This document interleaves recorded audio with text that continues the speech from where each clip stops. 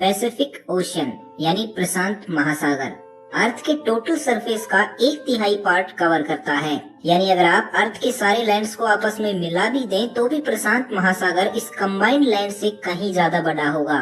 एक पल के लिए सोचकर देखिए कि अगर आपको इस सुनसान समुद्र के बीच में केवल एक दिन के लिए भी छोड़ दिया जाए, जहां चारों तरफ हजारों किलोमीटर तक केवल और केवल पानी ही पानी हो, जहां न जाने कितने ही अनजान खतरे हर पल आपका इंतजार कर रहे होंगे।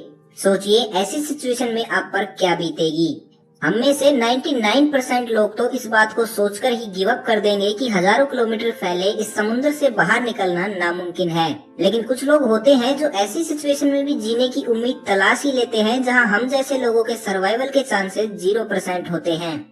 ये कहानी भी एक ऐसे ही शख्स की है जिसने अपने अदम्य साहस और मजबूत इच्छा शक्ति से प्रशांत महासागर जैसे विशाल समुद्र को भी घुटने टेकने पर मजबूर कर दिया था।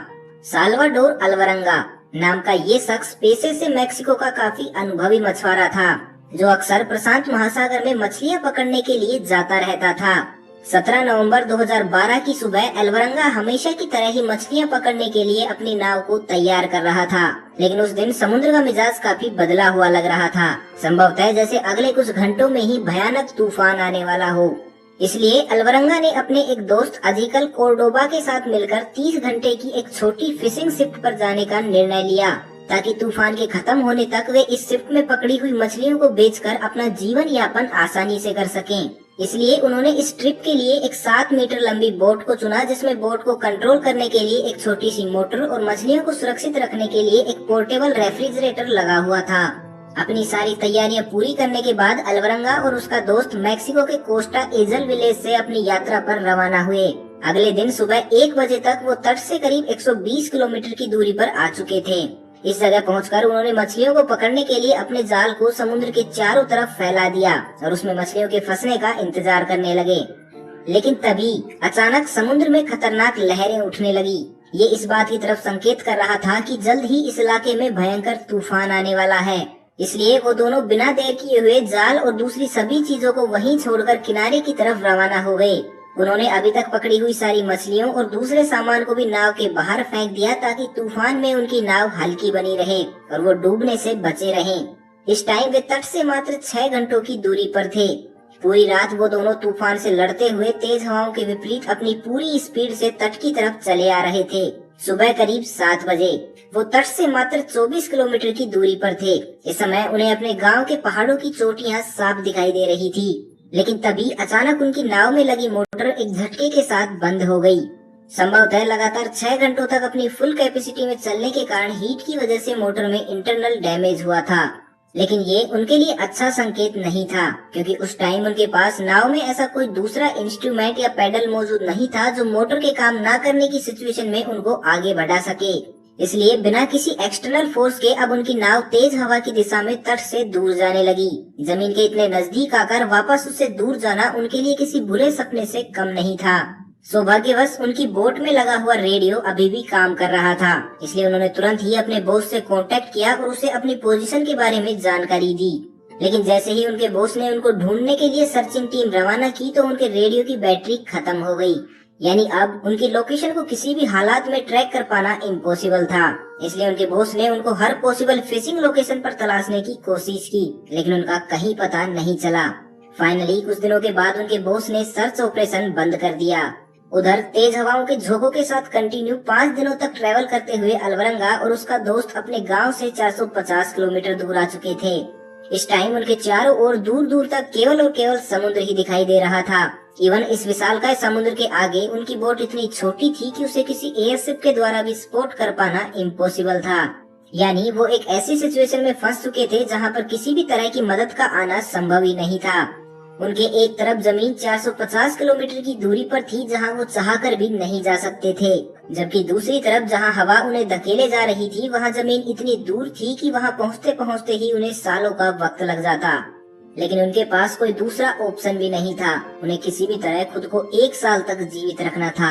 तूफान आने के बाद उन्होंने अपने सारे इंस्ट्रूमेंट और मछली पकड़ने का जाल वहीं छोड़ दिया था, इसलिए अब उनके पास मछली पकड़ने के लिए भी कोई उपकरण मौजूद नहीं था। ऐसे में वो या तो अपनी बोट के आसपास मंडरा रहे छोटे पक्षियों को उछलकर पकड़ते या फिर पानी में हाथ डालकर किसी मछली को पकड़ने की कोशिश करते। इन्हीं मछलियों और पक्षियों को खाकर वो अपनी भूख मिटाते। वहीं पीने के पानी को इकट्ठा करने के लिए उन्होंने प्लास्टिक की बोतलों का यूज किया, जो उन्हें बीच समुद्र में तैरती हुई मिली। जब कभी बारिश होती तो वो इन बोतलों को खोलकर रख देते और फिर अगली बारिश होने तक इस पानी को पीकर सरवाइव करते। लेकिन जब कभी बहुत लंबे समय तक बारिश नहीं होती थी तो मजबूरन उन्हें अपने सर्वाइवल के लिए कछुओं का ब्लड पीना पड़ता था, जिन्हें वो समुद्र के अंदर हाथ डालकर ही पकड़ते थे। अगर कभी कछुओं का ब्लड भी नहीं मिल पाता था तो उन्हें अपना खुद का यूरिन भी पीना पड़ता था। इसी तरह सरवाइव करते करते 4 महीने बीत चुके थे। लेकिन 4 मंथ के बाद एल्वरंगा के दोस्त कोर्डोबा ने जीने की उम्मीद छोड़ दी, क्योंकि लगातार 4 महीनों तक कच्चा मांस खाने और कंटिन्यू ब्लड और यूरिन के सेवन के कारण उसकी हालात अब इतनी खराब हो चुकी थी कि उसने कुछ भी खाने या पीने से मना कर दिया, जिसके कारण कुछ दिनों के अंदर ही उसकी मौत हो गई। अब एल्वरंगा उस विशालकाय समुद्र में केवल अकेला बचा हुआ था, जहाँ अभी भी दूर दूर तक कोई लैंड दिखाई नहीं दे रहा था। इस इमेज को देखकर आप अंदाजा लगा सकते हैं कि उस समय एल्वरंगा की हालत क्या रही होगी। 4 मंथ ट्रेवल करने के बाद भी एल्वरंगा प्रशांत महासागर में इस जगह के आसपास ही पहुंच पाया था। ये एरिया प्रशांत महासागर का वो हिस्सा है जहां रेयरली ही कोई शिप पहुंच पाती है।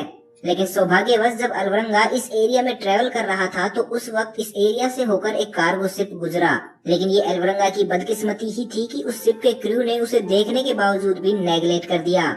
सोचिए उस वक्त एल्वरंगा पर क्या बीती होगी, जो पिछले 4 महीनों से किसी मदद का बेसब्री से इंतजार कर रहा था। लेकिन अब कुछ नहीं हो सकता था। एल्वरंगा को यहाँ से आगे का सफर भी अब खुद ही तय करना था। इसलिए अगले 10 महीनों तक एल्वरंगा इसी तरह धूप, छांव, तूफान और बारिश को सहते हुए आगे बढ़ता रहा। 14 महीनों के इस लंबे अंतराल में एल्वरंगा ने अपनी छोटी सी नाव के द्वारा करीब 11,000 किलोमीटर का सफर तय कर लिया था।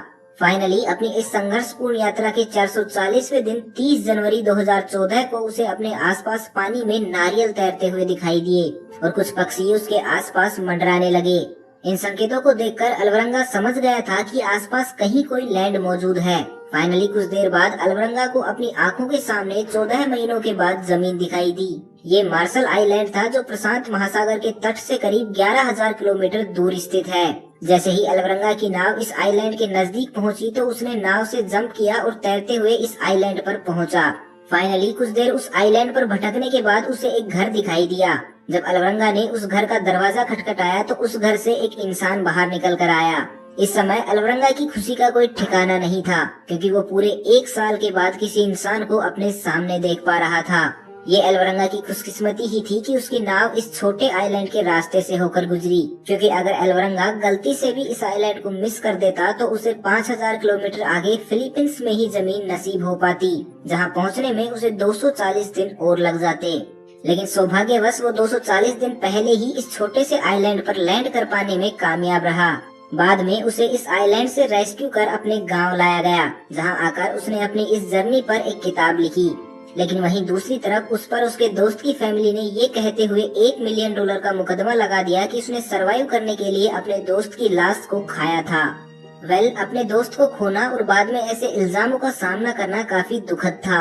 लेकिन इस असहनीय और दर्द भरी यात्रा ने एल्वरंगा को जाने अनजाने में एक ऐसा शख्स बना दिया जिसने 438 दिनों तक समुद्र में बिना किसी बाहरी मदद के अकेले रहकर सरवाइव कर पाने में कामयाबी हासिल की हो।